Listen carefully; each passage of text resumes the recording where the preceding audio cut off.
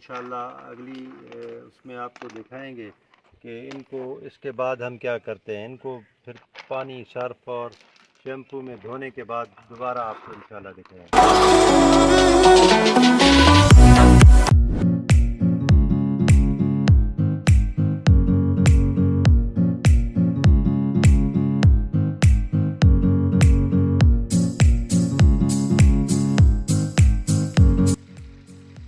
जी, ये आप देख रहे हैं कि अभी ये जो पत्थर हम लाए हैं, तो पहला काम होता है इनको वॉश करना, इनको धोना, ताकि ये पाक साफ हो जाए, क्योंकि ये अभी रोज़ा रसूल और खाना काबा पे लगने हैं। तो अभी आप देख रहे हैं कि हम इनके कलर जो है, ये कलर भी अपनी अपनी जगह पे रखेंगे, चुन लेंगे, अलग-अलग कर लेंगे।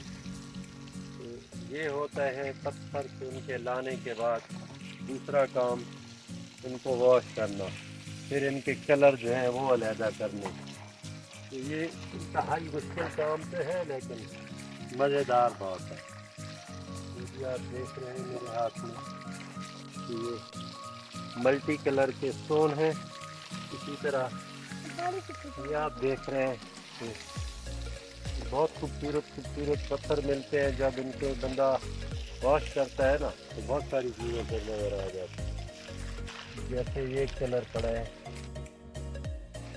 पत्थर धोने के बाद हर कलर को अलहदा किसी बोरी वगैरह में पैक कर लेते हैं, ताकि हमें तस्वीर बनाने में आसानी हो। हर कलर जो अलहदा पड़ा होता है तो फिर कोई मुश्किल नहीं होती। हर बोरी से ज़रूरत के मुताबिक अपना कलर निकाल लेते हैं।